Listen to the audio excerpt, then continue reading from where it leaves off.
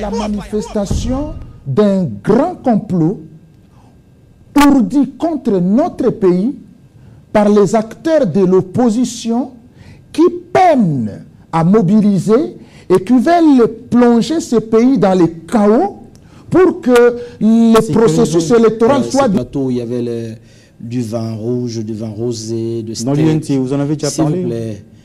Et il y avait l'argent, la vie facile, les vous fonctions. Quoi, là? J'ai quitté ça pour me mettre du côté de... Mais moi, je pense que l'UNT est tout... en train de se faire de la politique de la manipulation, en fait.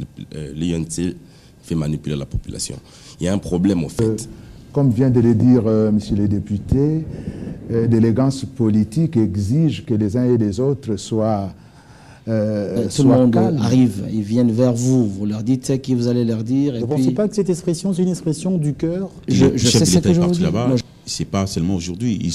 C'est pas en allant sur place qu'il s'est rendu compte que cette population souffrait. L'élément à présent de Etienne Tshisekedi depuis Afrique du Sud, qu'il parle, il s'adresse. Quand même, après ce gars, il faut rendez-vous avec route à Washington, non comme dans Washington, alors c'est vrai à des comportements de cette nature où même pour un simple rendez-vous de contact, ils ne sont pas prêts. Il a remarqué que les gens n'avaient pas bien travaillé, il était déçu et tout ça. Oui, d'accord.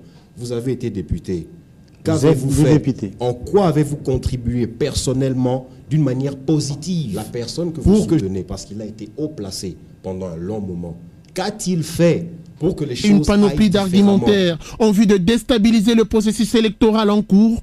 Démarche qui n'a abouti à rien. C'est une autoproclamation qui s'ensuit. Et M. Tshisekedi, président de l'UDPS, c'est bon. Je suis vous manquez de mots. Vous manquez de mots. Qu'on soit à l'opposition. Donc ça prouve les ridicules autour de ce genre de propos. Mais au-delà des ridicules, je vais quand même dire une chose. Je pense que nous devons aujourd'hui préserver les militants de l'UDPS. Je veux qu'ils comprennent aujourd'hui que l'ère du renouveau dans les partis... Je vous ai dit à l'époque que Etienne Tshisekedi n'avait pas de programme. Je vous ai dit qu'Etienne Tshisekedi était un homme de rendez-vous manqués. Chose de positif pour les députés. Mais qu'est-ce que vous nous avez peint de positif par rapport à la population? Et c'est ce qu'on déplore. Si aujourd'hui cette jeunesse est perdue comme ça, entre autres, c'est à cause des députés. Ils se sont arrangés. Qui s'est construit et révolu. Et ce n'est pas comme ça que le peuple vous élira. Vous voulez maintenant affoler les esprits des gens. Vous cherchez à toucher les esprits faibles. Ça, c'est ma question. Et qu'avez-vous fait? Et que faites-vous, en particulier, en tant que député, ne fût-ce que pour votre circonscription, pour faire la différence? Révolté pour que vous puissiez faire le choix de demain. C'est bon, attendez. C'est ce que je voulais vous dire, cher ami. Bon, merci beaucoup. Vous avez travaillé aussi pour les chefs de l'État, pour le compte de la nation. Donc, vous devez aussi rendre compte. Vous faites passer pour le bon élève. Vous jugez ici des jeunes désœuvrés. Vous ne connaissez pas. Non, vous l'avez dit. Je vous l'avais dit. Je ne veux pas vous prêter des paroles que vous l'avez dit.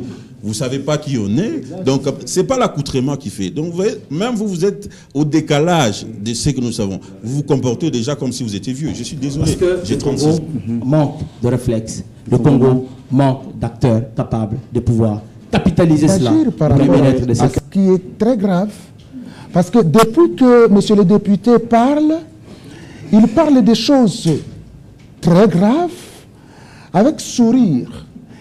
Et c'est d'autant plus grave que je ne comprends pas. Parce qu'en 29 ans, il a fait ce qu'il a pu faire et ce que les vieux n'ont pas fait. La jeunesse est mobilisée et a compris. Nous ne sommes plus dupes. Nous ne voulons plus rentrer en arrière et nous ne tomberons plus dans ces jeux politiques. Les vieux, ils ont fait leur temps. On en a marre de voir qu'ils manipulent la population et la jeunesse. Aujourd'hui, nous avons un idéal et nous nous sommes rassemblés derrière cet idéal. On a entendu ici. Non.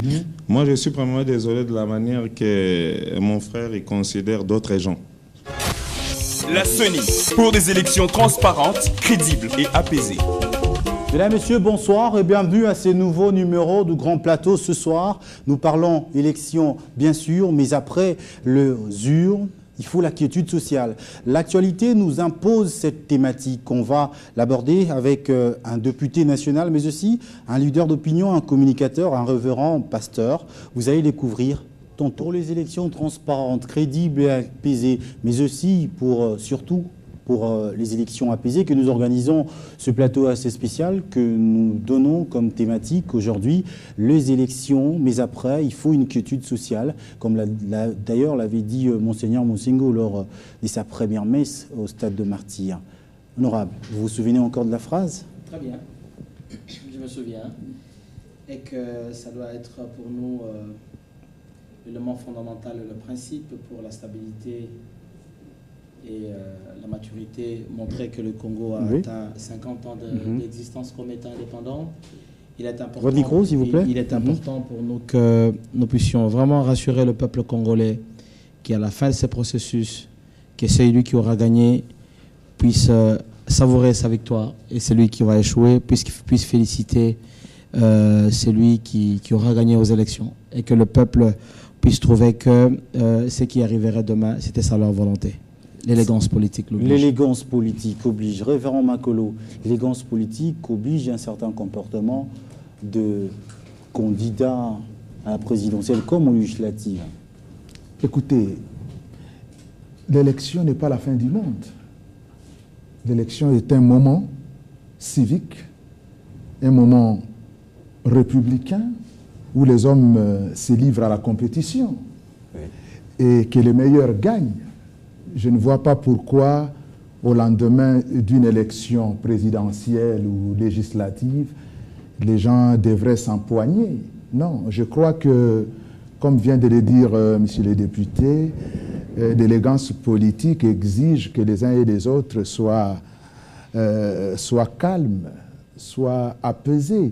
Et d'ailleurs, par rapport à ces termes apaisés, vous savez, c'est merveilleux et que tout le monde tienne ses propos, parce que, franchement, dans une république où il y a la démocratie, le fonctionnement normal des institutions ne peut être qu'apaisé. Et si on essaye de marteler un peu beaucoup plus en parlant de la paix, c'est tout simplement parce que le contexte dans lequel évolue notre pays aujourd'hui est particulier. Nous sommes un pays post-conflit et j'ai béni Dieu que les choses se déroulent normalement dans un cycle normal électoral, comme l'a si bien rappelé le président de la CENI.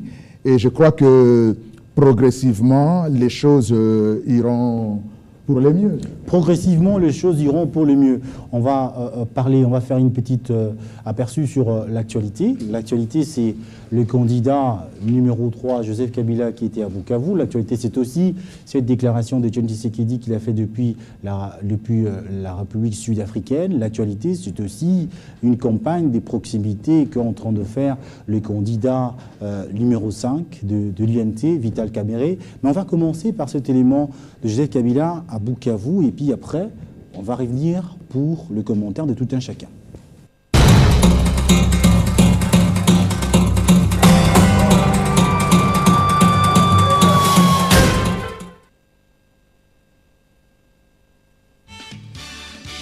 24 heures après avoir conquis la ville de Bukavu, Joseph Kabila a tourné ses canons vers les territoires environnants. Le premier où il s'est rendu, c'est celui de Walungu, fief de l'un de ses adversaires de l'opposition, Vital Kamerhe, qui est aussi tombé.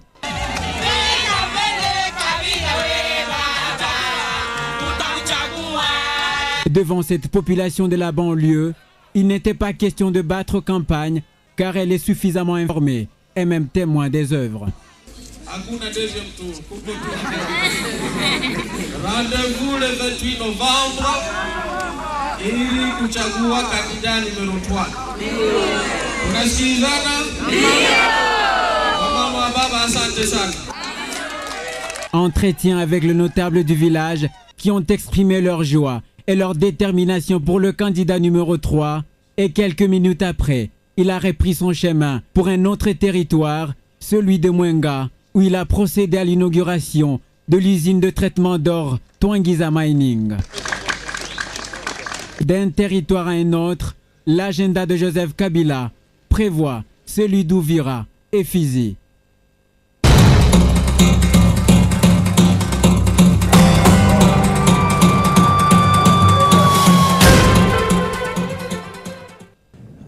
Honorable Gustave Omba, une prouesse. Le président de la République est en pleine campagne. Quel commentaire faire? Il était en face de la population qui a vécu et le bonheur et le malheur. Et cette masse ou le marais humain, ça doit interpeller chacun d'entre nous. Mais il faut connaître que cette population sait, ces jours-là, durant les secondes ou la minute qu'il va passer devant l'urne, il sait qui il va choisir réellement. Ils ont dit qu'il a un candidat numéro 3, je ne parle pas bien sûr. Bien sûr, le chef de l'État l'a dit, ou le candidat Joseph Kabila l'a dit, Mouchagou est candidat numéro 3. La population, devant cette euphorie, ne peut que dire oui, parce qu'on ne peut jamais dire non, surtout pour les villages où ils n'avaient jamais vu un chef d'État. Ils gardent encore tous les souvenirs des traumatismes. C'est une population qui a vécu beaucoup de traumatismes.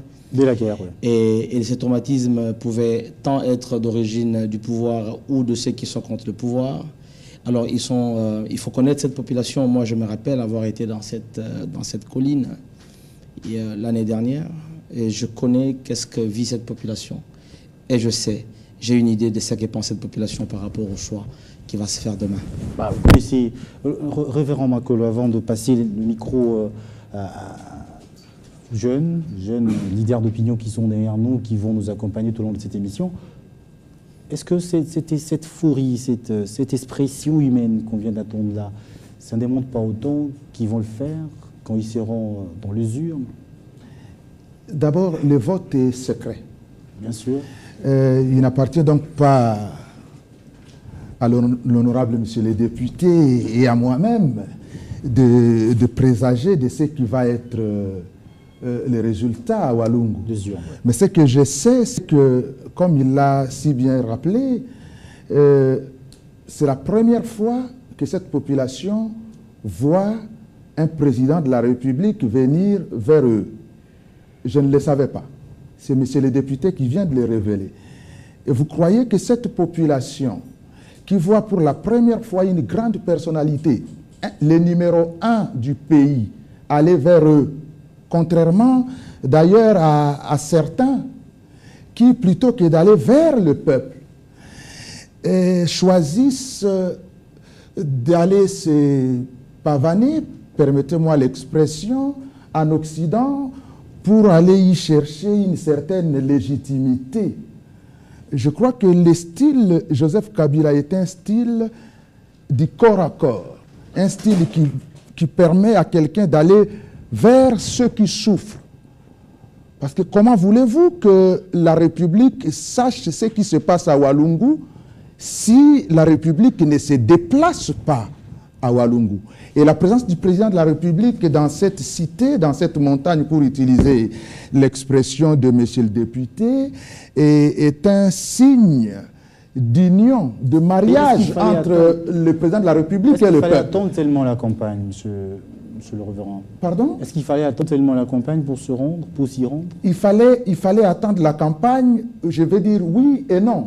Mais vous savez, les circonstances de la vie ont fait qu'il ne soit pas si facile aux officiels d'y aller le plus souvent. Et d'ailleurs, je ne sais pas si depuis que la campagne a commencé, si Vital Kamere, qui est de là, est parti là-bas. Voilà. Donc, non, il ne fallait pas que la campagne, mais vaut mieux tard que jamais. Le fait que l'autorité de l'État soit rétablie dans cette zone, le fait que le président de la République y soit allé, c'est déjà un signe que Walungu, c'est un coin de la République que le président de la République porte à cœur. Porte à cœur.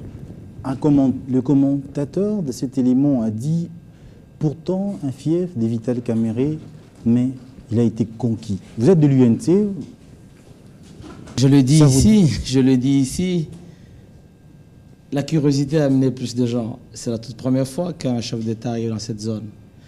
C'est juste la curiosité pour mais monsieur le journaliste, vous savez qu'au mois de décembre, si j'ai bonne mémoire, vous et moi, nous avons été sur cette colline. Et à notre retour, nous avons rencontré une situation dramatique où je vous ai vu trop affecté. Et après qu'on ait fait libérer ces dames... On parle de vous et des élections, s'il vous plaît. Vous êtes un journaliste, au moins vous êtes un témoin vivant de cette réalité. Voilà pourquoi je vous en prie. Voilà pourquoi je dis, ça ne doit pas impressionner, ça. Tout le monde qui irait là-bas, même Tshisekedi, quand il va aller, il vivra cette même marée humaine qui va aller vers lui pour savoir, écouter ce qu'il va dire. C'est ça la réalité des zones rurales. Tout le monde arrive, ils viennent vers vous, vous leur dites ce que vous allez leur dire. Vous ne pensez pas que cette expression, c'est une expression du cœur? Je sais ce que je vous dis. Moi, je connais bien le peuple. Je connais bien cette population. Et en tant qu'un élu du peuple qui est toujours proche de la population, ça ne doit pas impressionner ça. Le plus important, c'est le jour des urnes qu'on saura si cette masse humaine-là voulait exprimer effectivement qu'il porte quelqu'un ou il ne le porte pas. La réalité, c'est après les résultats des élections. C'est la chose la plus importante. Après le résultat des élections, c'est ce que vous avez dit avant, si vous avez des réactions, vous pouvez réagir. Vous voulez réagir? Allez-y, je vous en prie. Je voudrais bien remercier monsieur l'honorable de rappeler que Gustave Honorable, je suis candidat honorable aussi, député national, excusez-moi, pardonnez-moi du terme, pour les prochaines élections, dont on va remporter bien sûr. Vous avez rappelé le fait que cette population souffre, mais comme si on l'ignorait. Si le chef de l'État est parti là-bas, c'est pas seulement aujourd'hui. C'est pas en allant sur place qu'il s'est rendu compte que cette population souffrait. Vous avez aussi relevé une chose en disant que, voilà, c'est la curiosité. Mais je suis content que les gens soient curieux, qu'il y a les chefs de l'État qui viennent, que vous ne savez pas le résultat de l'urne. Mais, en dessous, vous semblez quand même être sûr de la victoire d'un autre. Comment pouvez-vous ne pas savoir le résultat de l'urne et en même temps laisser quand même faire entendre qu'il y aura quelqu'un qui va gagner? Si vous m'avez bien suivi, je n'ai pas dit que tel ou tel va gagner. Nous avons analysé le comportement d'une population. Je dis, le résultat, c'est les urnes. Après le vote, on saura si ce marais humain a exprimé vraiment cette expression visible que nous venons de voir à la télé, va s'exprimer aux urnes. Je n'ai pas dit qu'ils vont voter tel ou tel autre. Nous sommes en campagne. L'avantage que j'ai, c'est que ce sera la deuxième fois que je sois aux élections. J'ai été élu en 2006. Ce sera une deuxième expérience, électorale. Je sais de quoi il s'agit. Je vais vous rappeler un fait. En 2006, j'avais en face de moi un gouverneur de ma province. Quand il arrivait, et le chef, tout le monde était devant lui. Tous les villages étaient là. Mais le résultat, je l'ai battu. Vous avez compris? Je vous entends parler. Voilà. Voilà. On va suivre un autre élément parce que si nous devions rester suivre tous ces mouvements de masse. Et on a compris. J'allais pas le battre. Le plus important pour vous, c'est que, en tout cas, on a compris votre point de vue. À présent, on va suivre un autre élément parce que le temps, on va aller thème par thème, on va aller élément par élément pour réagir. L'actualité, elle est tellement brillante aujourd'hui qu'on est obligé de passer un peu vite. On va suivre l'élément à présent de Etienne Tshisekedi depuis Afrique du Sud, où il parle, il s'adresse à Vital Kamerhe. Bon, il ne s'adresse pas à Vital Kamerhe, il s'adresse aux Congolais en répondant à une question concernant Vital Kamerhe. On le suit en image.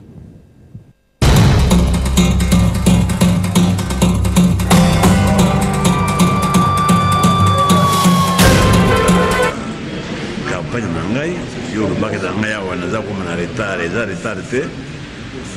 Campagne mo bimba o esaka badan et ko sala campagne na mukini mo bimba anglais bazai wala ba français ba américain les zaki na ba ko boye pour la bon ça image nangai côté campagne nangai etambola malamu. Il est certain que na ko mais pas na biso il faut na kende pas na biso ko na usala campagne. Kamera pesinga il faut rendez-vous avec tout route à Washington non comme dans Washington alors le Kazaki kuna ça d'ici j'ai beaucoup de alors d'abord il était ici que tout est là.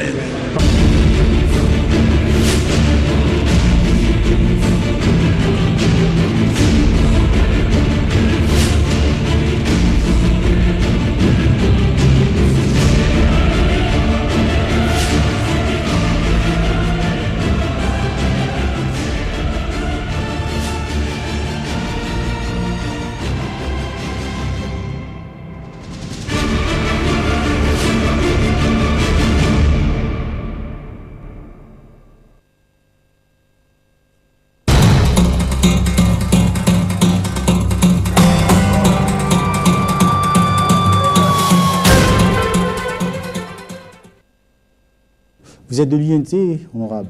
Oui, je suis de l'UNC. Vital Kamerhe a donné un rendez-vous manqué à Etienne Tshisekedi, apparemment ça le reste dans la tête. Ça a été la volonté des peuples congolais. Le donne un rendez-vous manqué à Tshisekedi. Le pasteur venait de dire quelque chose ici, où je ne sais pas si on était au couloir. Les enjeux sur l'avenir du Congo doivent se discuter au Congo, c'est vrai.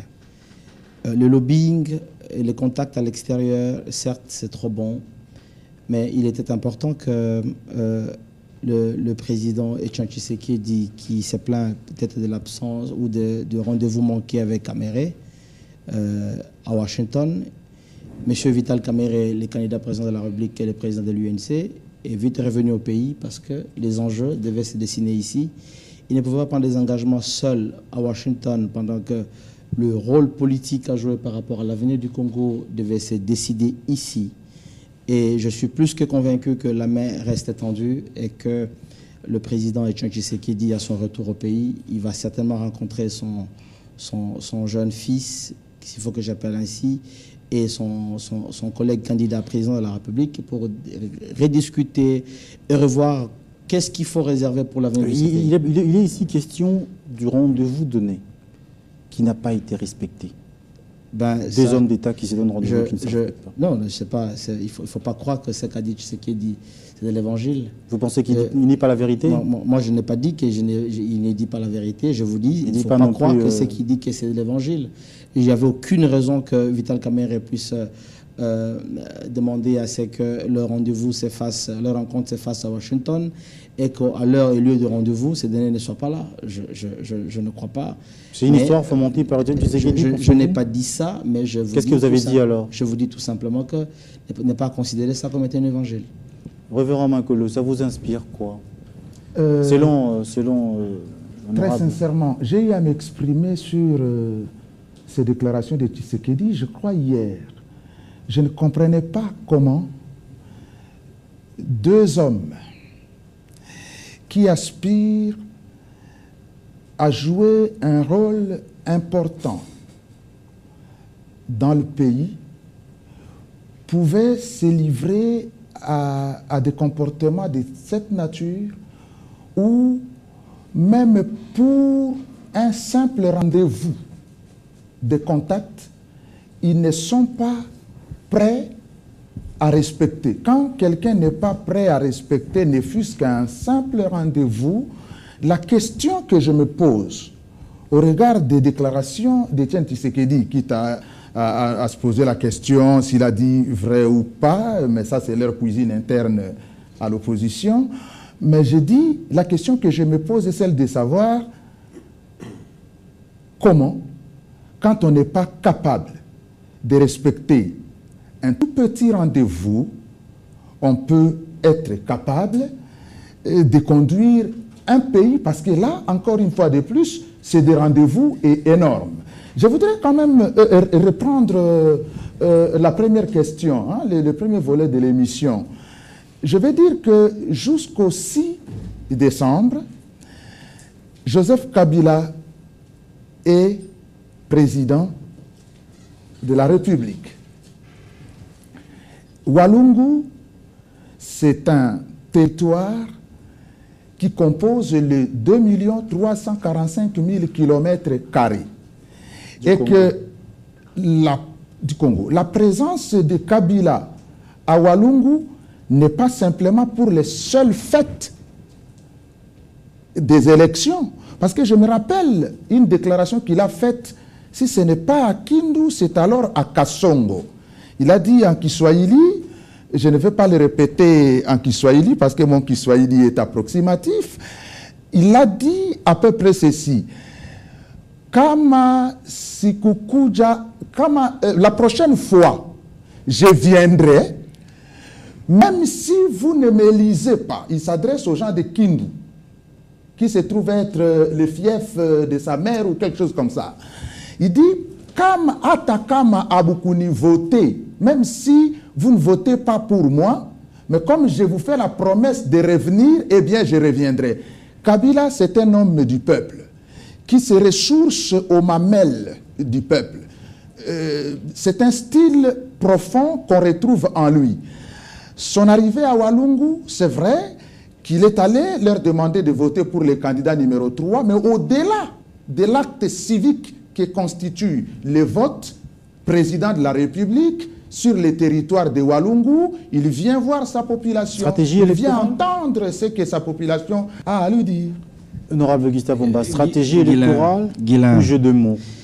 Guilain, on ne peut jamais diriger quand on n'a pas fait un état des lieux, quand on n'est pas capable de se rassurer que le pays va bien.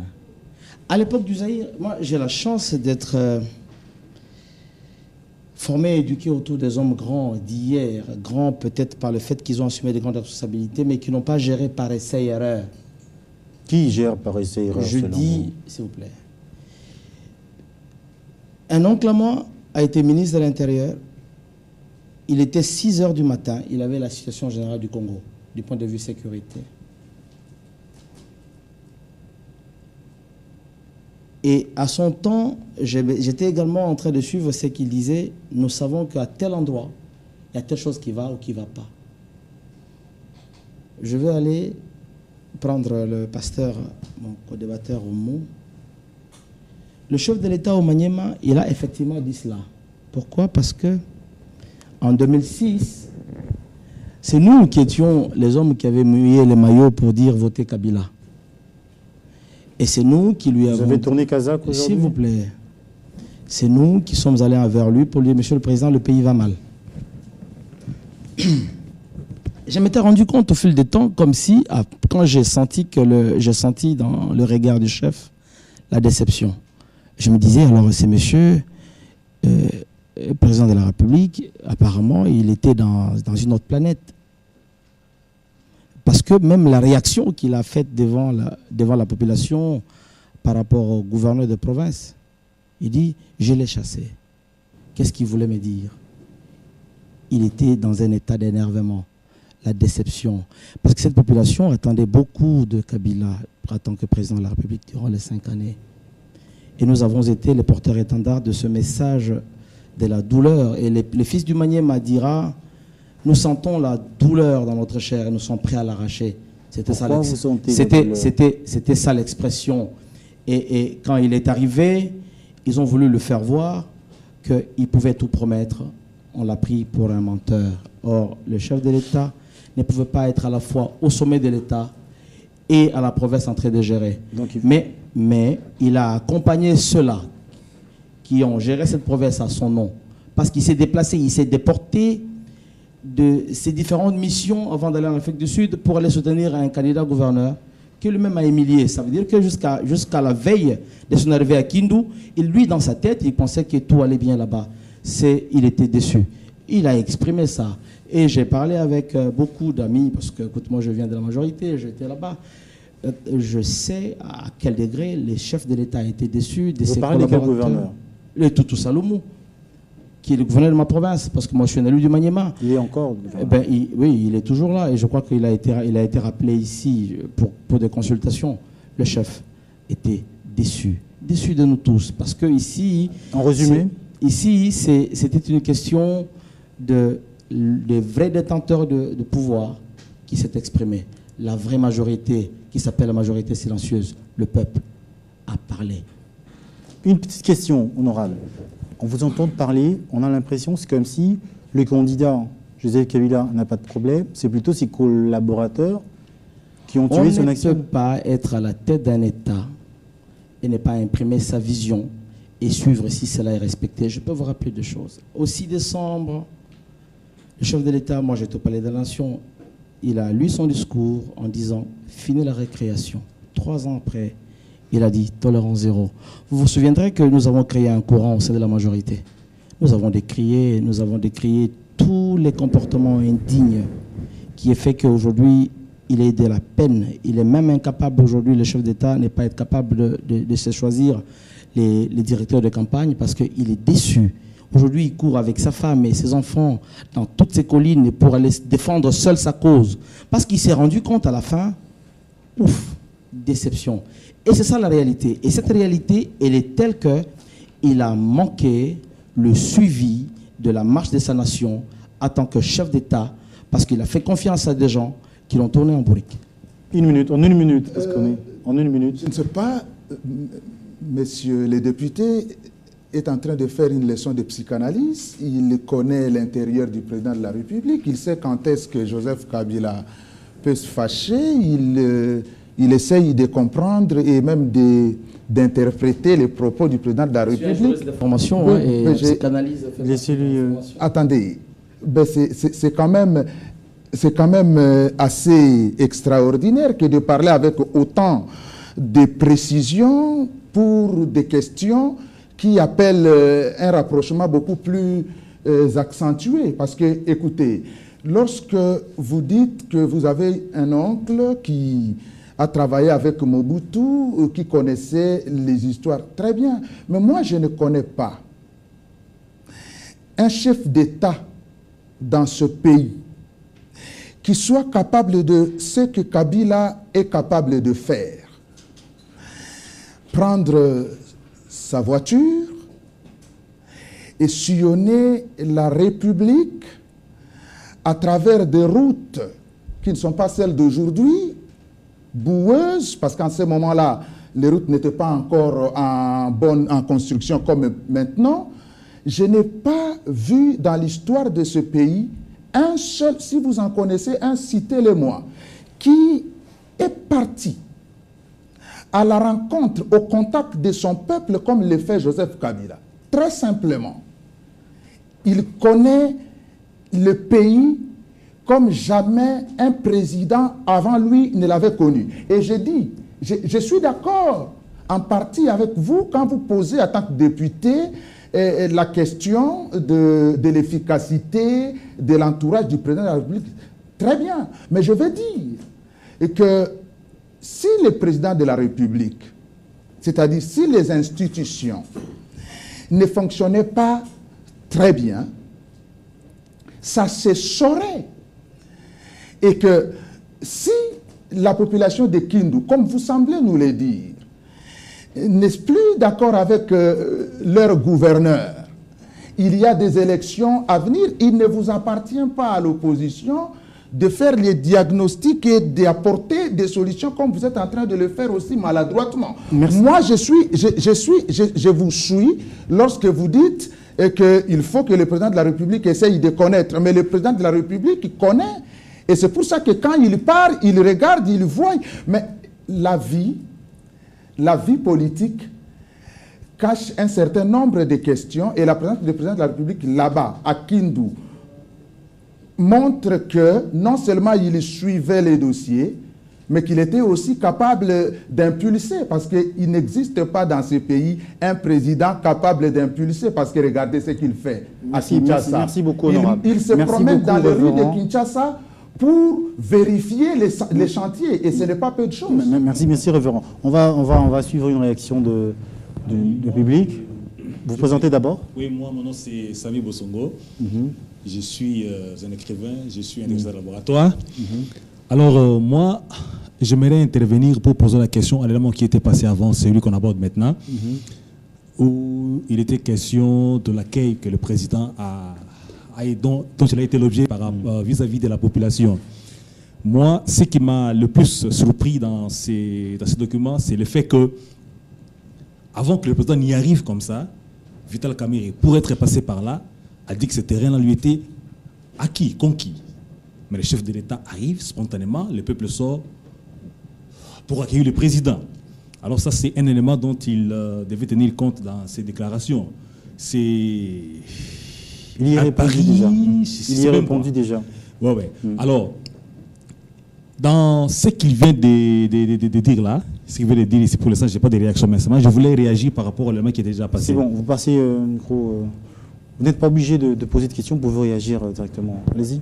Moi, je finirai par poser une question après. Mais je voulais qu'on rentre un peu en arrière. Vous avez dit qu'on ne gérait pas par... Votre nom d'abord? Ngwende Olivier du FNK. Vous avez d'abord fait, j'aimerais aller au début. Vous dites, voilà, la population est venue et si quelqu'un d'autre venait, oui, ok. C'est vrai, mais il faut savoir que dans la population est catégorisée. Elle peut venir parce que, ouais, c'est le chef d'État, il y a curiosité, mais cette curiosité a plusieurs raisons. Oui, je viens juste parce que je veux voir, mais comme il y a une autre personne aussi qui vient pour faire une analyse, pour entendre, ok, c'est le président, je vais l'entendre, qu'est-ce qu'il a à dire. Et une autre personne qui viendra parce que peut-être c'est une personne sur qui il porte espoir. Il y a peut-être quelqu'un d'autre qui viendra parce que, bon, c'est quelqu'un, oui, je ne suis pas d'accord avec ce qui s'est passé, mais j'aimerais quand même voir ce qui se passe. Donc, il y a plusieurs catégories de personnes qui se retrouvent dans la masse. On ne vient pas tous juste par le fait de curiosité. Là, je ne suis pas très d'accord avec. Et quand vous dites que, voilà, on ne gère pas un État par essai et erreur, oui, vous avez raison, techniquement. Mais par rapport à la situation dans laquelle le président a trouvé le pays, oui, il faut qu'on aille par essai et erreur. Et pourquoi je vous dis, vous l'avez dit vous-même, il a remarqué que les gens n'avaient pas bien travaillé, il était déçu et tout ça. Oui, d'accord. Vous avez été député. Qu'avez-vous fait? Député. En quoi avez-vous contribué personnellement d'une manière positive pour que justement cet échec, ne fût-ce qu'au niveau de votre circonscription, ne se passe pas? Et je vais aussi poser une autre question, de savoir, la personne que vous soutenez, parce qu'il a été haut placé pendant un long moment, qu'a-t-il fait pour que les choses aillent différemment et qu'aujourd'hui nous puissions, indépendamment de vous qui le supportez, dire que voilà, il l'avait fait. Hormis dire que voilà, il avait parlé contre les Rwandais, les dossiers chinois, non. Ça, c'est des bobards. On sait aujourd'hui qu'il était contre parce qu'il ne s'est pas retrouvé dedans. Mais j'aimerais dire, qu'est-ce qu'il a fait de concret tout le long merci Olivier. Pour que les choses aillent différemment. Aujourd'hui, les questions ne s'adressent qu'à honorable. Je vais vous répondre avec beaucoup de courtoisie, cher ami. Allez-y, je vous en prie. Et je crois que si vous avez des mémoires et des souvenirs, vous allez vous rendre compte que le Parlement de cette Troisième République, les 2 années gérées par Vital Kamerhe, était considéré comme la journée. Je ne vais pas le comparer avec le reste du temps. S'il y a une journée, il y a d'autres par une nuit. S'il vous plaît. Moi, vous nous aviez suivis à la télé. Moi, j'étais l'acteur politique. Et si vous avez le temps de suivre l'actualité politique de votre pays, et même les téléspectateurs qui nous sauvent à ce moment, l'intérêt que le Congolais avait quand il suivait le débat parlementaire sous Vital Kamerhe était totalement différent de ce temps. Je vais vous donner 3 exemples. Vous avez la langue du bois aujourd'hui? Savez-vous? Non. Allez-y. Savez-vous que quand Kamerhe est arrivé à la tête de l'Assemblée nationale, c'était à la suite de la volonté de la majorité, d'où nous tous nous étions. Savez-vous que quand Kamerhe est arrivé à l'Assemblée nationale, si vous prenez le micro-baladeur, vous allez poser la question aux agents et fonctionnaires de l'Assemblée nationale et vous diront que leur revenu est passé de là où ils étaient les moins payés, il s'est retrouvé avec pas moins de 100 000 francs congolais le mois et que chaque direction avait plus ou moins 5 000 $ de frais de fonctionnement. Nous étions dans un parlement où vous étiez partout au monde, vous étiez en train de suivre l'évolution des activités parlementaires parce que nous étions connectés sur Internet. Le parlementaire n'était jamais parti à l'hôpital et qu'on le chasse parce qu'on n'a pas payé l'abonnement. Le parlementaire et les agents de l'Assemblée nationale qui fait partie d'abord tous ces fonctionnaires qui font partie du noyau de ce que j'appelle l'échantillon des Congolais. Ils ont senti leur vie se transformer.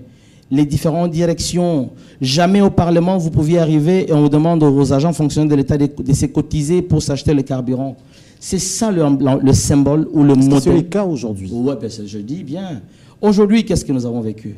Ça, c'est par rapport à ce que représentait l'image de l'homme à son temps. Je veux vous rappeler notre fait.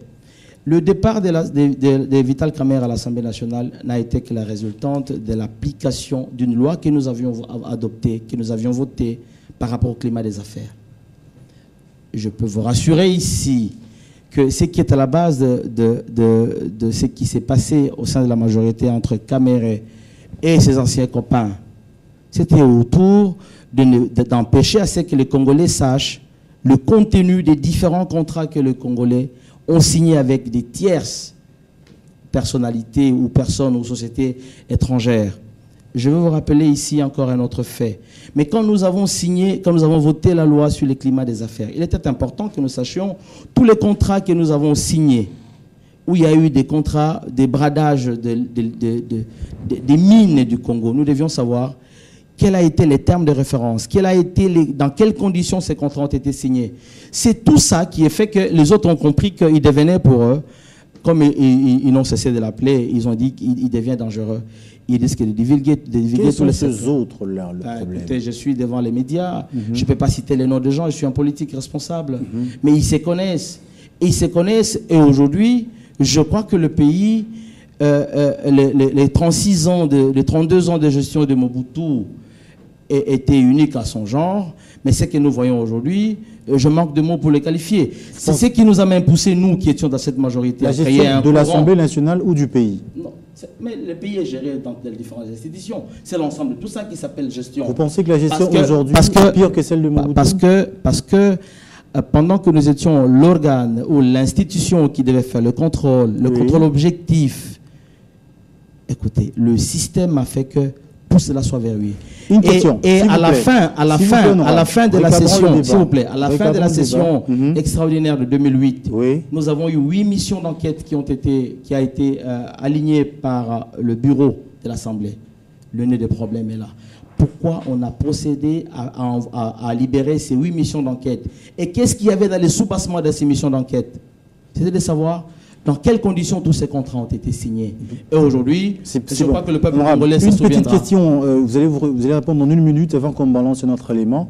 Il y a notre invité qui vient nous rejoindre sur ce plateau.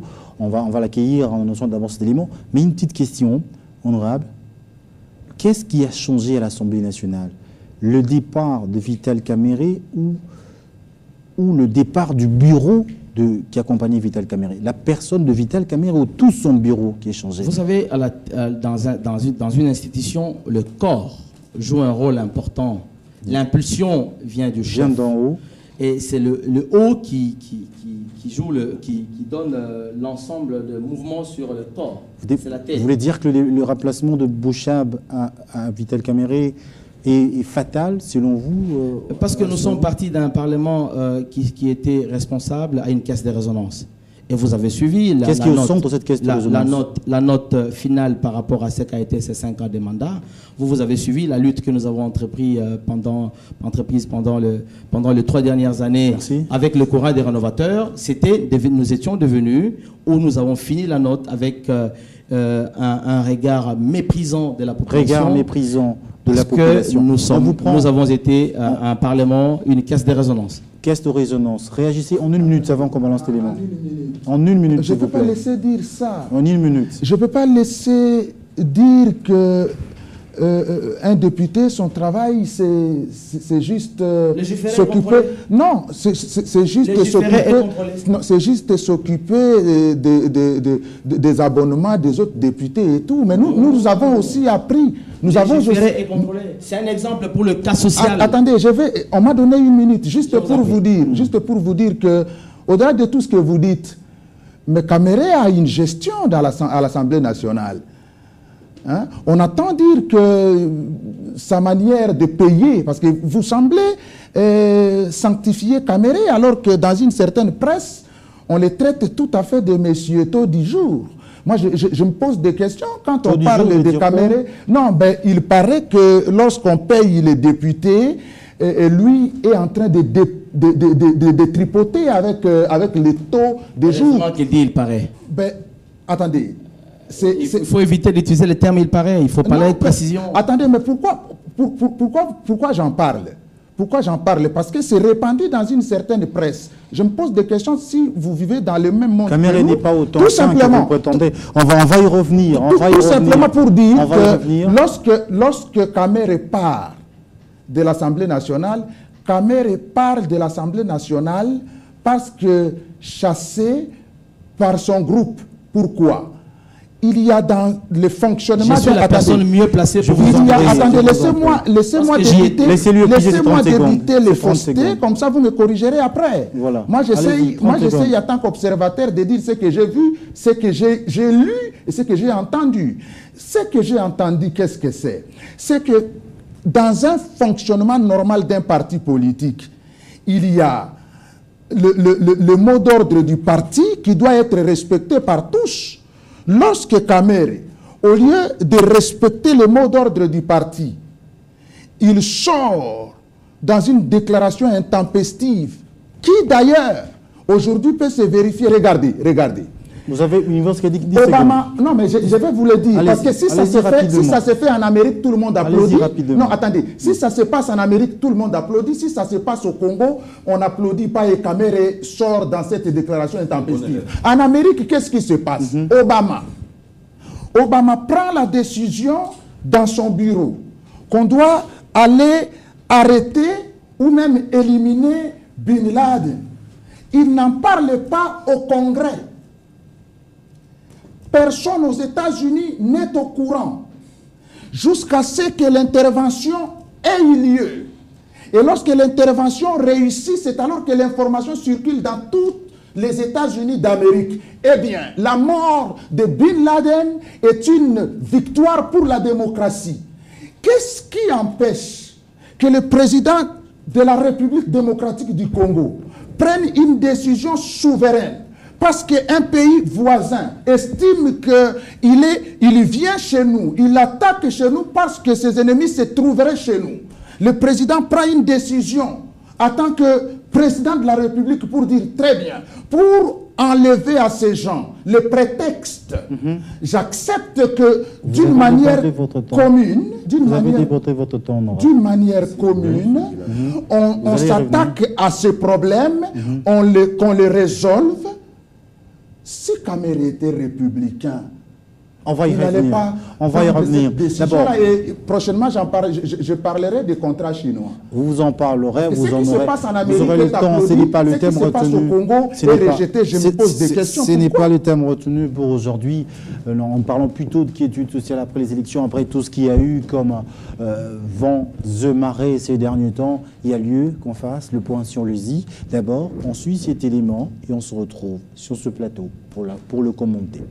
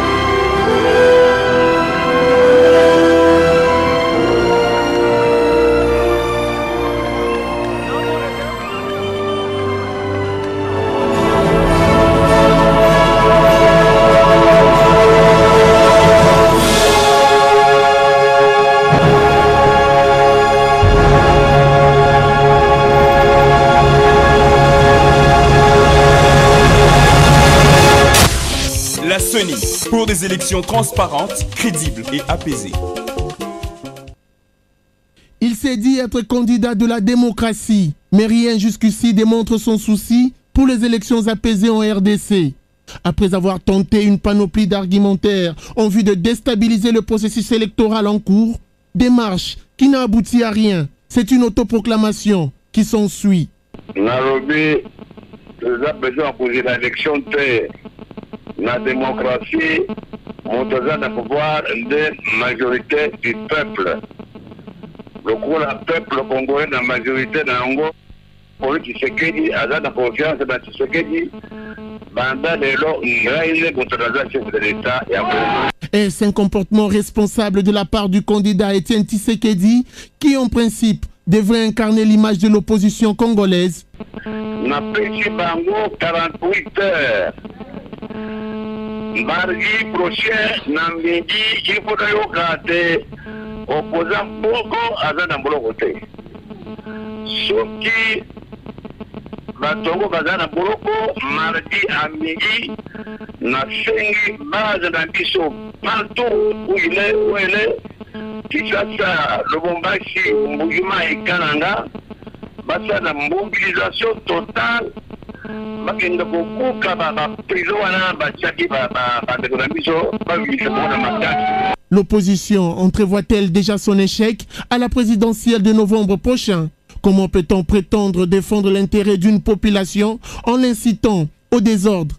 Étienne Tshisekedi voudrait-il sacrifier de nouveau le Congolais au profit de ses intérêts politiques, comme le retrace l'histoire de la Deuxième République?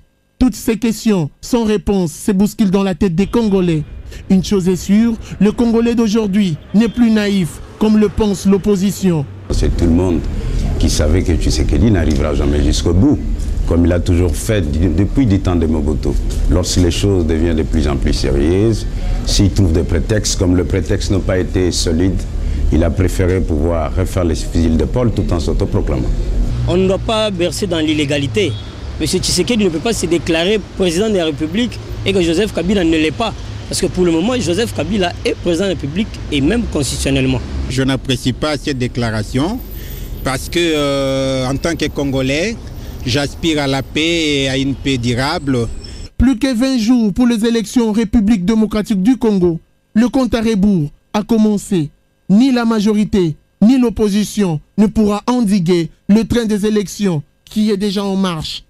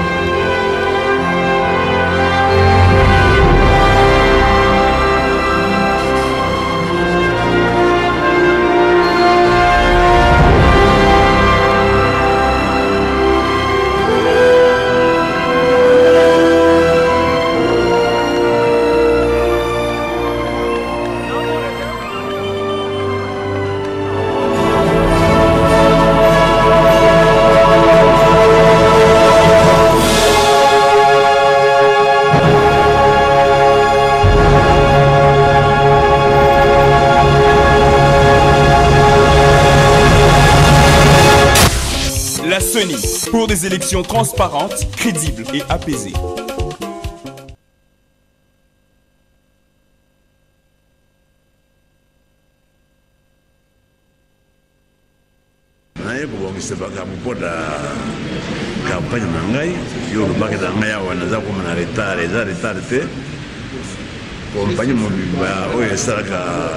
badal ebi kosala campagne na mokili mobimba banglais bazali wana bafrançais baaméricain nde tozalaki na bango boye mpona kobongisa image na ngai po te campagne na ngai etambola malamu.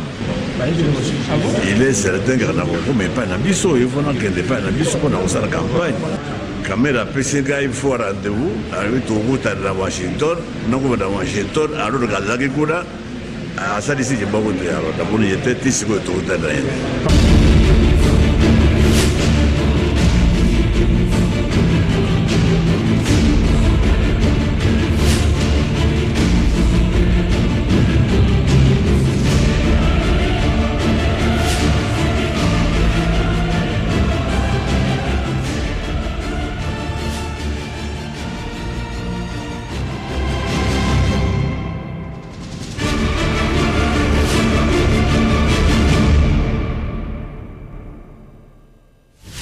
Le réveil du géant. Je l'avais annoncé que nous allons recevoir un autre invité. Monsieur Papi Tamba, bonsoir. Bonsoir. Prenez le micro. Bonsoir. Vous allez bien? Oui, ça va. Vous êtes en train de nous suivre à la maison et vous êtes senti intéressé pour venir participer à ce débat. Qui peut ne pas s'intéresser par rapport à ces sujets d'actualité? Voilà. Alors, ceux qui sont intéressés peuvent aussi venir, hein, s'ils n'arrivent pas à arriver aujourd'hui, demain, on va vous accueillir.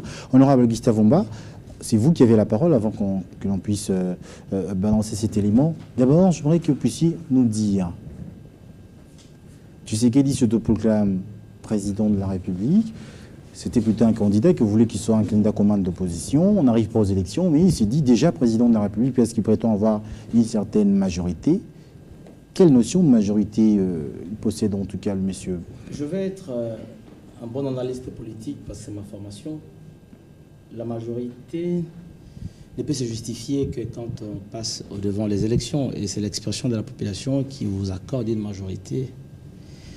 Et c'est par les travers des élections qu'il pouvait se prévaloir qu'être l'homme qui a la majorité ou être populaire. Vous voulez biaiser dans ses calculs, dans sa pensée? Je ne veux pas faire trop de commentaires là-dessus, mais moi je n'arrive pas... Répondez plutôt à la question. Je n'arrive pas à... Je n'arrive pas à percevoir et à comprendre que cette personnalité mythique, vous savez, ça va faire plus de 20 ans. 30 ans, il a dit lui-même. Je dis, ça va faire plus de 20 ans que j'ai pris conscience de ce que représentait Tshisekedi pour ce pays. Je suis intéressé à la politique trop jeune. J'avais 19 ans quand je suis arrivé chez Tshisekedi pour la toute première fois dans sa résidence après qu'il soit victime d'une menace commando à sa résidence. Je me rappelle cette image. Et je n'avais jamais senti ce genre de propos, même quand il était pendant le moment le plus chaud de sa vie politique active en tant qu'opposant historique de Mobutu, avoir tenu ce genre de messages, de discours.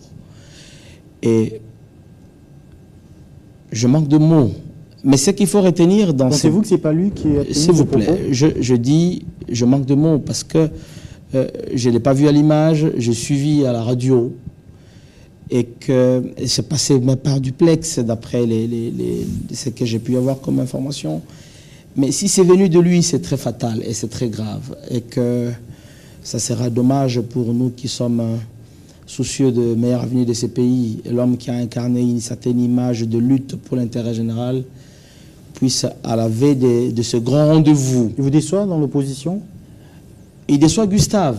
Hein, je ne suis pas le porte-parole de l'opposition, mais je me suis inscrit à l'opposition après que j'ai quitté ces plateaux où il y avait du vin rouge, du vin rosé, de steak. Dans l'UNT, vous en avez déjà parlé? S'il vous plaît. Et il y avait l'argent, la vie facile, les fonctions. J'ai quitté ça pour me mettre du côté de... Quand je vois tous ces jeunes ici désespérés, ils ne voient même pas où le bout de tunnel par rapport à leur égard avec leur diplôme sur le manguier. Nous sommes en train de mener une lutte pour que nous puissions apporter un meilleur avenir à ce que nos parents n'ont pas pu faire pour nous, mais nous devons le faire pour nos enfants. Et M. Tshisekedi, président de l'UDPS, je suis... Vous manquez de mots. Vous manquez de mots. Monsieur Papitamba, vous venez à peine d'arriver sur ce plateau. Première question. Vous avez écouté cet élément, vous l'avez suivi d'ailleurs. Qu'est-ce qui vous vient à l'idée, dans la tête? Qu'est-ce qui vous vient? Non, la première chose, c'est de savoir que nous sommes désormais à l'opposition. Puisqu'il semblerait qu'il y ait un nouveau président qui, je ne sais pas s'il a une certaine majorité pour qu'on soit à l'opposition. Donc ça prouve les ridicules autour de ce genre de propos. Mais au-delà des ridicules, je vais quand même dire une chose. Je pense que nous devons aujourd'hui préserver les militants de l'UDPS. Je veux qu'ils comprennent aujourd'hui que l'ère du renouveau dans leur parti a sonné pour qu'ils puissent s'assumer en tant que militants, en tant que Congolais. En faisant quoi, par exemple? En prenant les responsabilités. Parce que je suis... En prenant les responsabilités, parce que l'honorable tout à l'heure parlait encore en termes de doute. Non, l'honorable, il n'y a plus de doute. C'est une certitude aujourd'hui. Les questions pouvaient se les poser hier, mais aujourd'hui, je vous informe si vous ne le savez pas. L'IDPS, le secrétaire général de l'IDPS a tenu une conférence de presse. Vous êtes de l'UDPS? Laissez-lui finir son propos. Ça n'empêche que j'ai l'information. Allez-y, je vous en prie.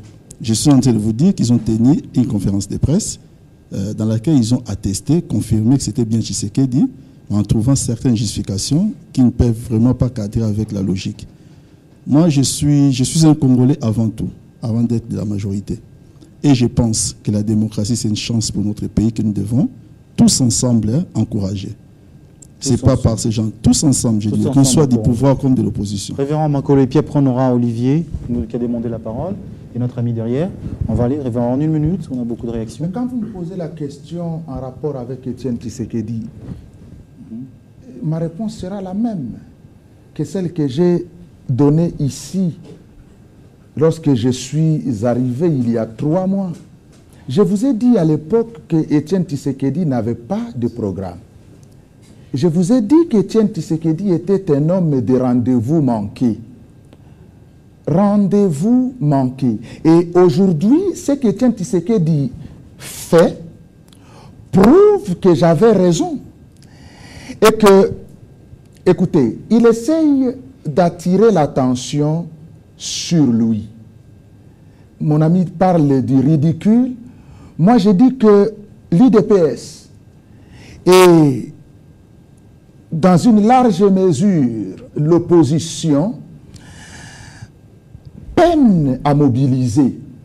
Alors, l'opposition veut entrer dans cette campagne. L'opposition veut entrer dans cette campagne comme victime. La question que je me pose, au-delà du ridicule, c'est qu'il y a une certaine synchronisation des actions entre la déclaration d'Étienne Tshisekedi en Afrique du Sud et les troubles les troubles de Goma. Qu'est-ce qui fait qu'il y en a un dans l'opposition? C'est là que je peux me poser des questions sur les crédits à accorder à la parole de ceux qui annoncent que ce que Tshisekedi a fait n'est qu'une stratégie. Même si moi je considère que cette stratégie elle est vraiment nuisible pour ceux qui la tiennent. Pourquoi je dis ça? C'est très important. Ce qui se passe maintenant, c'est la manifestation d'un grand complot ourdi contre notre pays par les acteurs de l'opposition qui peinent à mobiliser et qui veulent plonger ce pays dans le chaos pour que le processus électoral soit discrédité. Et moi, je dis, depuis le matin, je n'ai pas vu grand monde, surtout parmi les leaders de l'opposition, condamner fermement, avec des mots sans aucune ambiguïté, cette action d'Étienne Tshisekedi. Il faut que tous les républicains, que tous les démocrates s'unissent pour condamner cela. S'il vous plaît, ça va venir peut-être. Il s'est exprimé il n'y a pas longtemps. On va voir votre réaction rapidement, s'il vous plaît. J'allais dire, merci d'avoir constaté quand même à l'honorable que la jeunesse, parce qu'il a indiqué qu'on était dans le désarroi, misérable et tout ça. Merci beaucoup d'avoir fait ce constat. Mais comme j'avais posé la question avant, peut-être qu'on avait dévié le débat, mais ma question était de savoir qu'est-ce que vous avez fait personnellement pour que les choses aillent différemment. Quand vous avez parlé de M. Vital, désolé d'y revenir, mais c'est important, vous nous avez peint quelque chose de positif pour les députés. Mais qu'est-ce que vous nous avez peint de positif par rapport à la population? Et c'est ce qu'on déplore. Si aujourd'hui cette jeunesse est perdue comme ça, entre autres, c'est à cause des députés. Ils se sont arrangés entre eux. C'est ce que j'avais dit, parce qu'il n'y avait pas trouvé intérêt, il s'y est opposé. Il a régularisé la situation des députés, et celui qui est venu après lui a fait exactement la même chose. Mais moi, je parle de la population, la jeunesse. Qu'est-ce qu'il y a de bon? Qu'est-ce qu'il y a de positif? Qu'est-ce qui va nous redonner l'espoir? Ça, c'est ma question. Et qu'avez-vous fait? Et que faites-vous, en particulier, en tant que député, ne fût-ce que pour votre circonscription, pour faire la différence par rapport à cette génération? Merci. Enregistrez votre question. Je pense, comme ça vous allez... S'il vous plaît, je réponds immédiatement. J'aimerais que vous sachiez d'abord, en tant qu'universitaire, je vous sens hyperblement réfléchi, que vous puissiez peut-être relire la Constitution pour que vous sachiez le rôle d'un parlementaire. Premier élément. Et j'aimerais également que vous sachiez que le fruit que vous avez récolté en tant que jeune de ce Parlement qui vient d'arriver à terme, c'est la résultante de choix complaisants que vous avez fait. Vous, s'il vous plaît, vous avez voté quelqu'un parce qu'on l'a chanté par un musicien.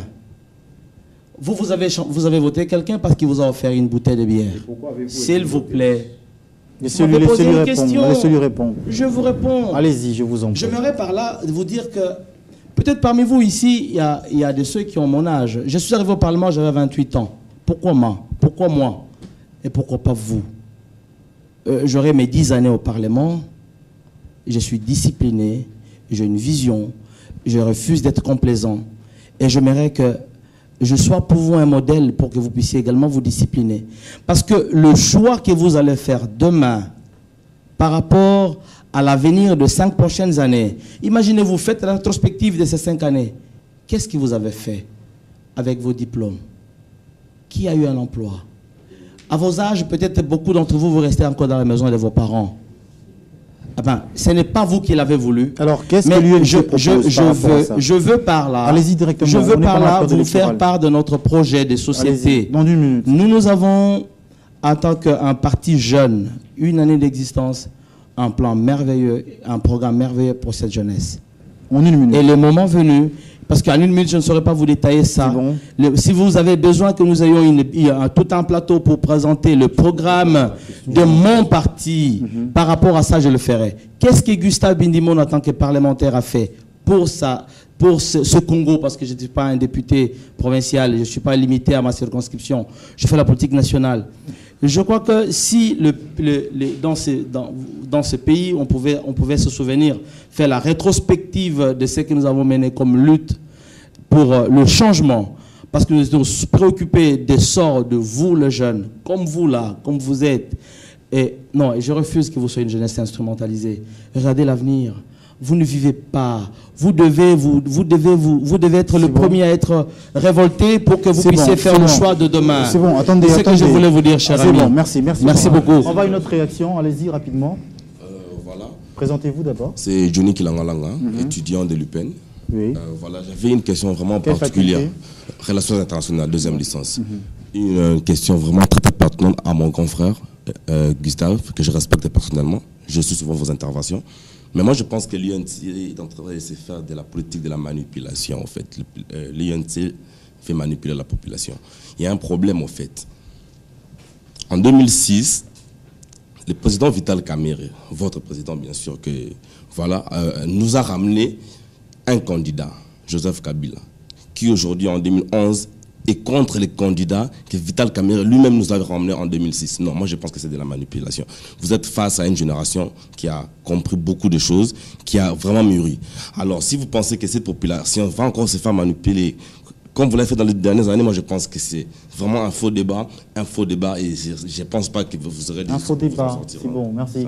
Honorable, vous répondez rapidement, et puis... à cette question, je vais concéder à ces jeunes frères qui je souhaite de tous mes voeux qu'ils puissent terminer en relations internationales et qu'ils se rassurent que quand nous aurons pris les Congo, nous ne les gérerons pas par essai erreur. Nous savons votre place. Et nous allons vous encourager pour que vous puissiez ne pas chômer, parce que la formation que vous avez, le Congo est absent sur l'étendue du monde par rapport aux institutions internationales, parce qu'on ne sait pas exploiter vos compétences, parce qu'on n'a pas une vision de la politique internationale de ces pays. Le Congo est représenté par le Rwanda partout. Le Congo est absent. Mais je vous ai dit, il faut tout un plateau pour que nous puissions vous donner notre programme d'action avec notre président Vital Kamerhe, qui a déjà, au regard de son ouvrage qui a publié parmi les meilleurs ouvrages retenus en Afrique et en Afrique centrale, c'est le tout premier, qui propose des pistes de solutions pour sortir l'Afrique centrale et qui bloque les décollages de l'Afrique. Je crois que nous avons un plan et je peux vous en procurer pour que vous puissiez lire et comprendre le contenu de cet ouvrage. Ça permettrait de comprendre où va le Congo. On va voir, réaction, Doudou. Je voulais juste réagir très vite. Monsieur le député a un peu une attitude incandescente. Je suis désolé de vous le dire. Vous êtes des vins, franchement, je vous félicite. Vraiment, vous êtes très fort. Vous avez dit que vous avez un oncle qui savait tout à 6 h du matin, mais vous avez ministre de l'Intérieur, à son temps. Mais il avait des travailleurs qui lui donnaient des informations. Et vous avez travaillé aussi pour les chefs de l'État, pour le compte de la nation. Donc vous deviez aussi rendre compte. Vous faites passer pour le bon élève. Vous jugez ici des jeunes désœuvrés. Vous ne connaissez pas. Non, vous l'avez dit. Je ne veux pas vous prêter des paroles que vous l'avez dit. Vous ne savez pas qui on est. Donc, ce n'est pas l'accoutrement qui fait. Donc, vous voyez, même vous êtes au décalage de ce que nous savons. Vous vous comportez déjà comme si vous étiez vieux. Je suis désolé. J'ai 36 ans. Je comprends. Je suis licencié en sciences politiques. J'ai un diplôme en économie aussi. Donc, vous savez, j'étais chef d'entreprise. Voilà, je suis venu pour travailler au Congo. Beaucoup sont ici. Vous voyez, ce ne sont pas des bandits. Vous voyez, je ne sais pas. Non, un échantillon, parce que votre réaction, un échantillon, non, parce qu'on représente, il ne faut pas juger par l'accoutrement. Non, parce que c'est interpellant. Et avant d'être au thème, je regrette. Moi, je suis douté de la pertinence de ce que M. Tshisekedi a dit. À un moment donné, j'étais un peu interpellé. Je dis, c'est lui ou c'est pas. C'est vrai. Je suis en train de rêver ou pas. Et on a certifié que c'est lui. Pour moi, c'est dommage. C'est comme si un papa qui me dit, écoute, si je t'ai puni, commence à me taper. Donc, on rentre à la maison, commence à me taper. C'est lui le premier à avoir commencé à taper. Je ne comprends pas. Donc, très bien, commence à taper. Révérend Makolo, on va voir M. Papitamba après. Réagissez directement à cette question que je vais vous la poser. M. Gustave Womba vient de dire, honorable Gustave Womba, que le Congo est représenté à l'étranger par le Rwanda. La diplomatie congolaise ne marche pas parce qu'on n'utilise pas de la compétence. Dans beaucoup d'institutions. Dans beaucoup d'institutions. Parce que on utilise mes mots parce que j'ai vécu tout ça. Parce qu'on n'utilise pas de la compétence nationale. C'est que je dis. Allez-y, vous réagissez rapidement. Non, écoutez, messieurs les députés, ce que vous êtes en train de dire là est très dangereux. Parce que, permettez-moi d'être brutal quelquefois avec vous pour dire que c'est même parfois, excusez-moi, la brutalité de ce que j'ai dit, irresponsable. Vous êtes député national. Vous ne pouvez pas raconter ça parce que ça n'est pas vrai. Ça n'est pas vrai tout simplement parce qu'il n'existe aucune organisation internationale. S'il y en a une, citez-la moi, où le Congo est représenté par le Rwanda. Citez-la moi maintenant et tout de suite. Vous ne la trouverez pas. C'est une manière de parler avec une certaine condescendance. Et de la part d'un député national, je me risquerais de parler de haute trahison. Ça, c'est de un. De deux, je ne vous laisserai pas dire, honorable, que ce pays n'a pas de vision et que les autorités de ce pays ne feraient rien. Vous êtes député national. Qu'est-ce que vous croyez ? Vous croyez qu'il existe dans ce monde, parce que soyons réalistes et ayons nos deux pieds sur terre. Il ne s'agit pas de se mettre sur un piédestal et regarder les autres avec une certaine condescendance, aller commencer à distribuer des cartons. Non. Mettons nos pieds sur terre. Il n'existe dans ce monde aucun pays qui ait atteint l'idéal. Ça n'existe pas. Moi, je viens de l'Occident.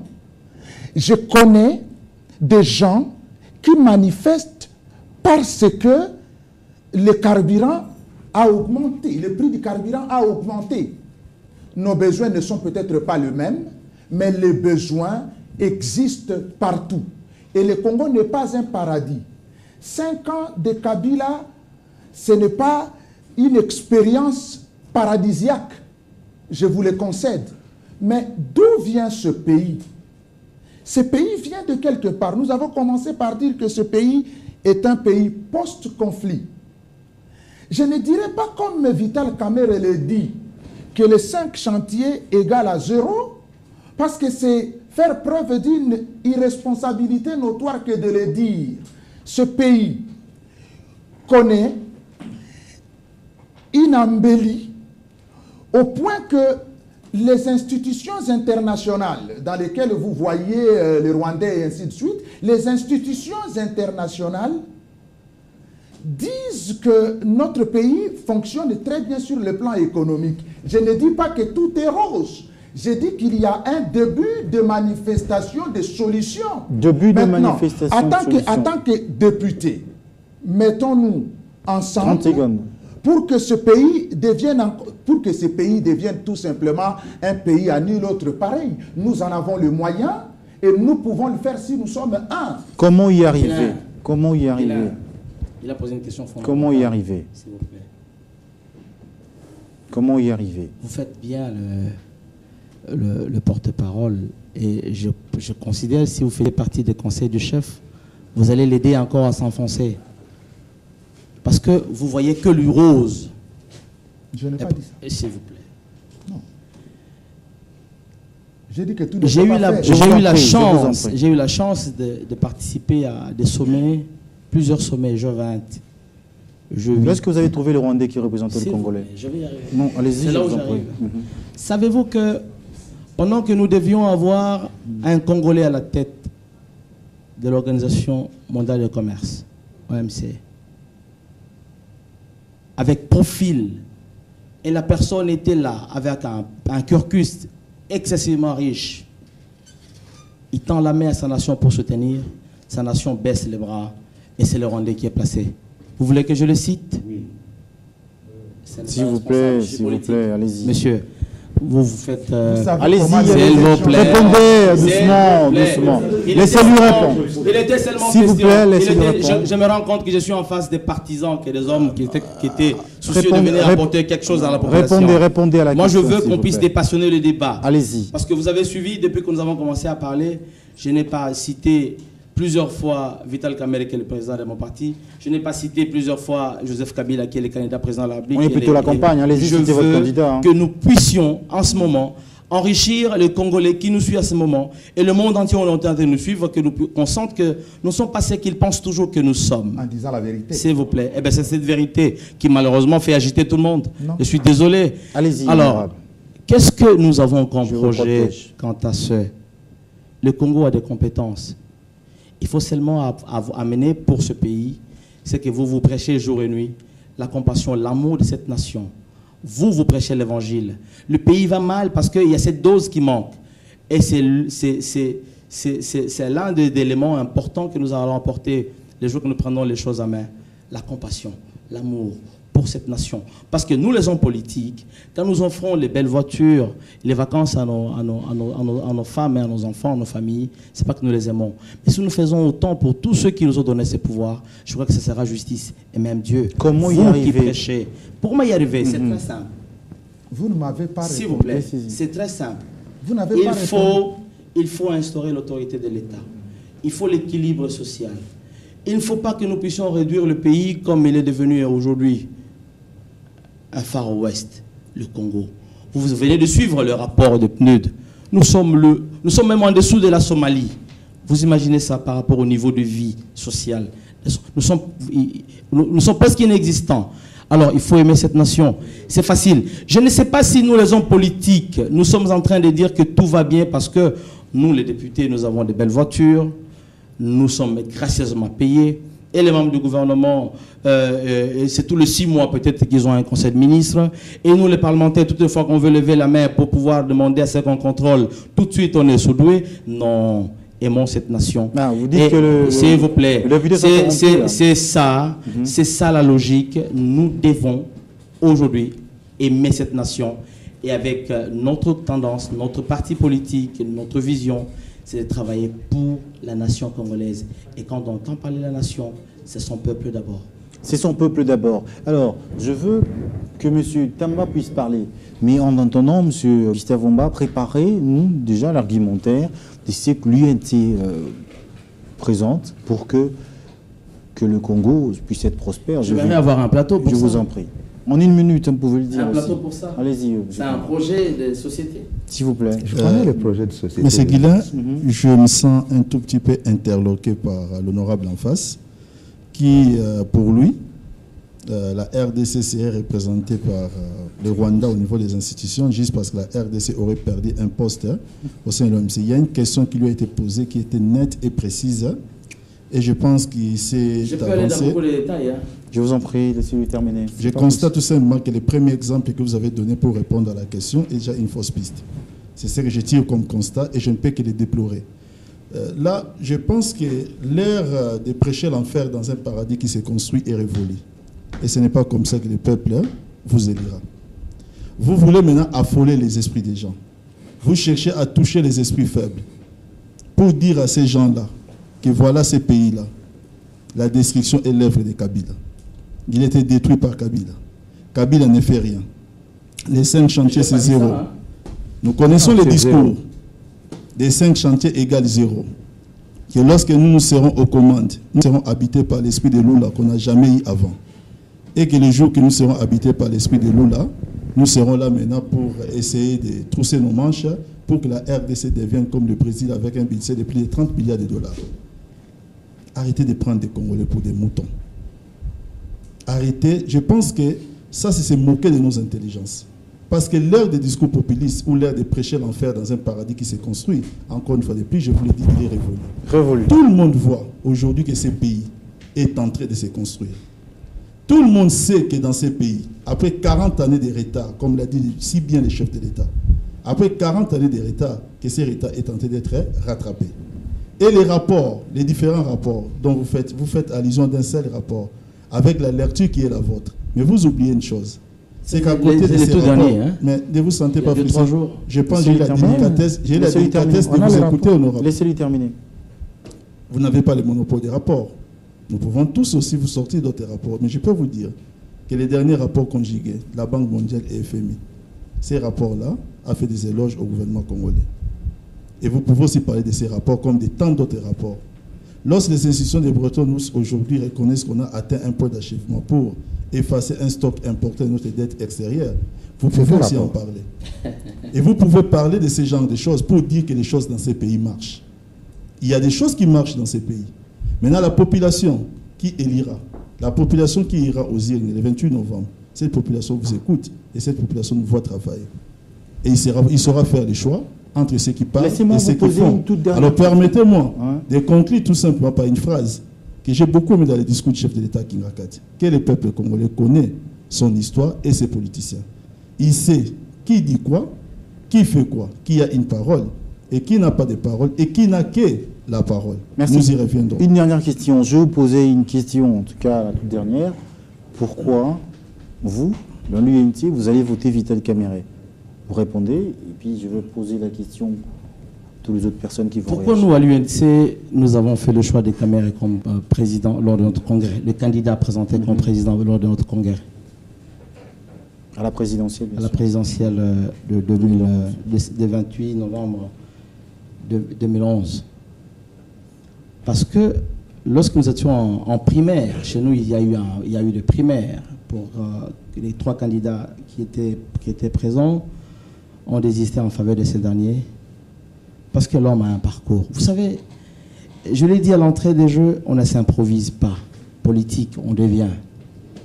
Le cursus politique d'un homme d'État doit être justifié, défendu, pour que le jour qu'il arrive, qu'il soit l'homme qui sera capable d'aller et de revenir, de présenter son plan d'action, de se rappeler du suivi de ceci, si ça a été exécuté ou pas, de participer à la conception et de dire ça n'a pas été bien fait.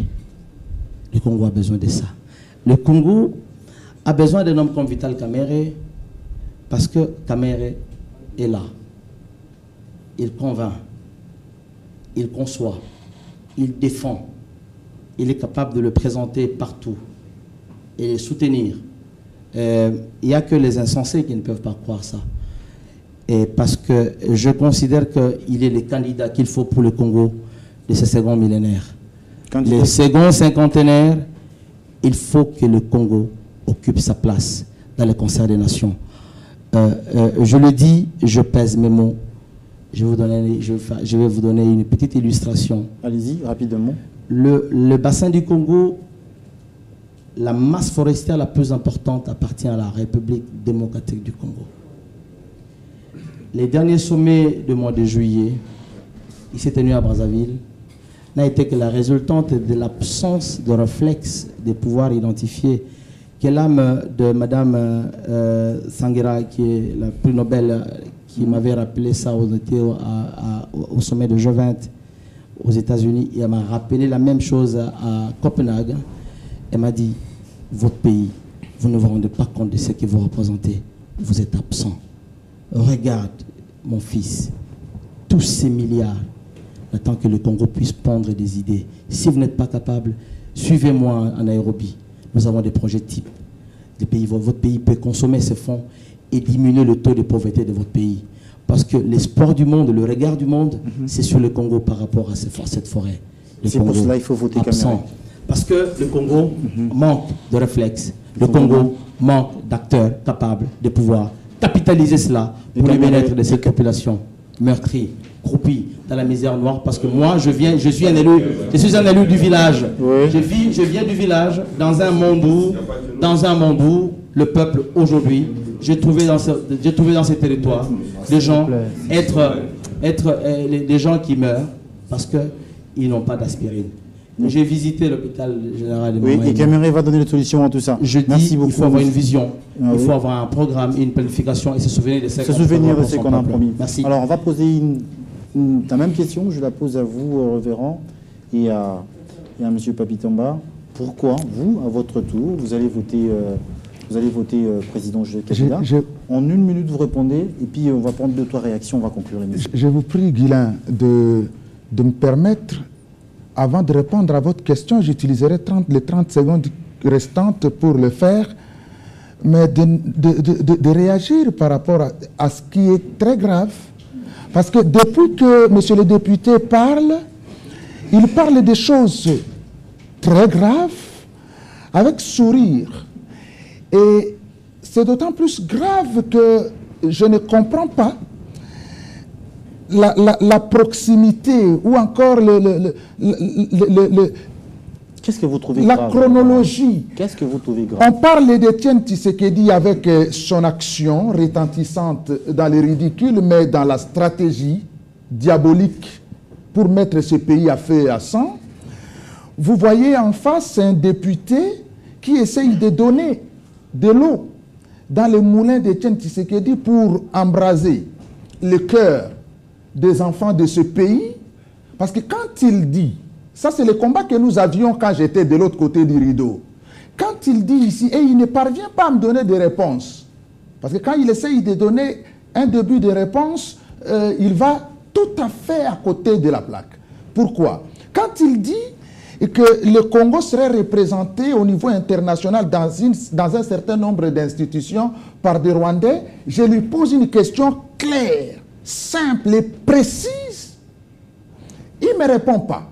Il n'existe dans le monde aucune organisation internationale ou une opportunité qui était... Non, mais allez, c'est très bien que vous commenciez à changer, parce que quand vous affirmez des choses, monsieur le député, vous êtes député national... Ben, attendez, vous êtes député national, essayez d'être... Essayez d'être clair dans ce que vous dites. Je retrouve en vous les défauts de votre président qui dit une chose le matin, il a dit une autre le soir. Donc moi je dis ceci. Vous avez une seconde. Hein? Je dis ceci. 30 secondes. Je vote Joseph Kabila. Pourquoi? C'est un homme constant. Il n'est pas comme Vital Kamerhe qui écrit en 2006 mon choix. C'est Joseph Kabila.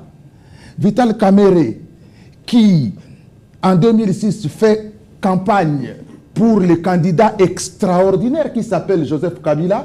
Vital Kamerhe qui écrit le programme des 5 chantiers pour le président de la République, Joseph Kabila.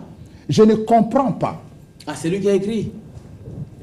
Vital Kamerhe, secrétaire général du PPRD. C'est une révélation, ça. Ben, Vital Kamerhe, secrétaire général du PPRD, et les 5 chantiers, le programme qui est devenu le programme du gouvernement, a été le programme avec lequel le président de la République a mené campagne dans ce pays. Vous le savez, parce que vous vous présentez ici comme membre de la majorité. Donc c'est quelque chose qui d'abord à l'origine était appelé programme 5 chantiers du chef de l'État, qui est devenu programme 5 chantiers de la République. Donc Vital Kamerhe, secrétaire général du PPRD, ne pouvait pas ne pas le savoir. Ça, c'est de 1. Ah, voilà pourquoi il avait intérêt de savoir à quoi ça aboutit. Moi, je connais le programme de... Vous avez épuisé votre temps. Non, mais je connais le... J'ai fini. J'ai fini par là parce qu'il a tellement déclaré des choses incorrectes que je ne pouvais pas aller dormir en paix sans le lui faire remarquer. Je finis donc, si vous permettez. Je connais le programme de l'UNC. Parce que je connais les yo-yo que le programme a fait ici, Europe. J'ai même été, à un certain moment donné, sollicité pour que j'y apporte ma correction. Je connais. Et quand je regarde le programme, il y a quelqu'un qui habite Louvain-la-Neuve qui est venu me voir avec ce programme pour qu'on essaye d'y mettre notre main. Merci pour le service. Quand je lis le programme de Vital Kamerhe et je le compare le projet de société de votre parti, je le compare avec celui du PPRD, je trouve que le programme de l'UNC, c'est du copier-coller. Parce que vous dites que c'est lui qui l'avait conçu. Mais les problèmes de Vital Kamerhe, le problème de Vital Kamerhe, vous avez épuisé votre temps. Il veut être calife à la place du calife. Mais en réalité, c'est un problème d'ambition, tout simplement. Je suis heureux que vous ayez compris. Vous avez épuisé votre temps. S'il vous plaît. De tous les programmes qui malheureusement n'a pas été capable de se faire appliquer parce que vous n'avez pas mis la main dans la pâte. Non, mais le problème de Kamerhe, c'est son inconstance en politique. Merci beaucoup. Voilà. Allez-y, c'est cette manière de dire une chose le matin et d'en dire une autre le soir. Ça, c'est votre point de vue. En une minute. Le débat n'est que point de vue, monsieur. Quelles seraient les raisons pour lesquelles je voterai pour Kabila? Je n'essaierai juste pas à dire à l'honorable que Kamerhe soit un faiseur des choses par rapport à ce que c'est fait aujourd'hui. Ça, je ne vous laisserai pas dire ça. Et vous savez pourquoi. C'est pas moi qui l'ai dit, c'est votre, je pense, votre voisin qui l'a dit. Vous êtes allé dans vos propres déductions. Et je pense que s'il était un homme d'État avec la carrière qu'il faudrait, il a dit dans une interview qu'il a été président de l'Assemblée nationale pendant 24 mois. Et je vais poser la question en sachant il faut combien de mois pour assumer un bilan. Moi, je pense que, comme nous sommes là, nous sommes solidaires de ces bilans, non pas parce que nous avons été aux commandes, mais parce que nous les soutenons. Et c'est comme ça qu'on reconnaît un homme d'État. Alors, moi, personnellement, je voterai pour le chef de l'État pour des raisons toutes simples. J'essaie de voir la constance de l'homme par rapport à son tout premier discours d'investiture. J'essaie de voir la réalisation, les nombreuses réalisations et la matérialité de toutes ces promesses. Oui. Je me dis que nous avons à la tête de ces pays un homme qui, pour l'essentiel, tient à ses engagements. Tient à ses engagements, voilà. Bien dit. Alors, on va prendre 2 ou 3 réactions à la fin. Oui, on va prendre. Maintenant, vous avez posé une autre question. Ça ne concerne pas les invités sur ce plateau. Une autre question. J'avais dit que la thématique ou le thème de cette émission, s'il vous plaît, le thème de cette émission était les élections, oui, mais avec une quiétude sociale. C'est souvent les jeunes qui sont mûs dans la rue avec des cocktails Molotov, avec des jeux de pierre, justement, pour créer le trouble. Mais vous, en tant que jeune, que dites-vous? En 1 minute, on prend 2 petites réactions et on termine. Moi, c'est Chris Diongue, secrétaire des CAO. Chris Cableto-Olivette. Moi, je voulais d'abord répondre à mon grand frère Gustave parce que... Non, répondez à la question. On ne s'adresse plus aux invités. Non, répondez plutôt par rapport à la quiétude sociale. Ouais. Non, il voulait qu'on nous prenne comme modèle. Je voulais seulement lui répondre et lui assurer qu'on a déjà notre modèle. C'est Joseph Kabila. Parce qu'en 29 ans, il a fait ce qu'il a pu faire et ce que les vieux n'ont pas fait. Merci. Bon, donc, mon modèle, c'est Joseph Kabila et je vais voter pour lui. Allez, messieurs, mais par rapport à cette manipulation de la classe politique, juste après le résultat, nous voulons une certaine quiétude sociale. Vous, en tant que jeune, qu'est-ce que vous en dites? Bonsoir. Bonsoir, moi c'est Anthony Gwende, FNK. Eh bien, je dis tout simplement ceci. La jeunesse aujourd'hui est mobilisée et a compris. Nous ne sommes plus dupes. Nous ne voulons plus rentrer en arrière et nous ne tomberons plus dans ces jeux politiques. Les vieux, ils ont fait leur temps. On en a marre de voir qu'ils manipulent la population et la jeunesse. Aujourd'hui, nous avons un idéal et nous nous sommes rassemblés derrière cet idéal. Une autre réaction, s'il vous plaît? On va conclure avec celle-là. On conclut avec cette réaction. Bonsoir. Bonsoir, oui. Ouais, moi, je suis de tout pour la jeunesse et je voulais parler à mon frère. Plutôt à la question par rapport à la question. Oui. Par rapport à tout ce qu'on a entendu ici, moi, je suis vraiment désolé de la manière que mon frère il considère d'autres gens. La vue, la façon de parler aux gens. Si vous voulez des gens, si vous aimez des gens, il faut les reconsidérer, premièrement. Parce que c'est de la jeunesse, c'est comme des œuvrés. Je ne vois pas des œuvrés ici. Il n'a pas compris les termes. Je n'ai pas parlé en général. Mais non. On doit être clair. Le débat, c'est fini. On répond. C'est du français, mon ami. Non. On n'est pas des Français, on est des Congolais, premièrement. On arrive à la fin. Quand vous parlez, il faut contrôler des mots français, parce que c'est des mots français. On arrive à la fin de cette émission. Non, je ne suis pas versé, c'est des mots français. On arrive à la fin. Le problème qui est là, aujourd'hui... S'il vous plaît, on arrive à la fin, merci. Nous arrivons à la fin de cette émission. Vous avez compris, les débats étaient chauds. En fait, le jeune que nous avons reçu sur ces plateaux voulait aussi s'exprimer par rapport à la question. Cette question des élections, nous l'avons fini. Le grand plateau, ce soir, a reçu Gustave Omba Budimono, député national, qui soutient le candidat Vital Kamerhe. Nous avons aussi reçu Papi Tamba, qui est de la majorité. On aura révérend Makolo Kotambola, Doudou Ayembe, qui est un candidat député, Olivier, qui est de FLK. Merci, FLK. Merci de nous avoir suivis et nous sommes à la fin de ce grand débat. Le rendez-vous est pris pour demain avec notre candidat.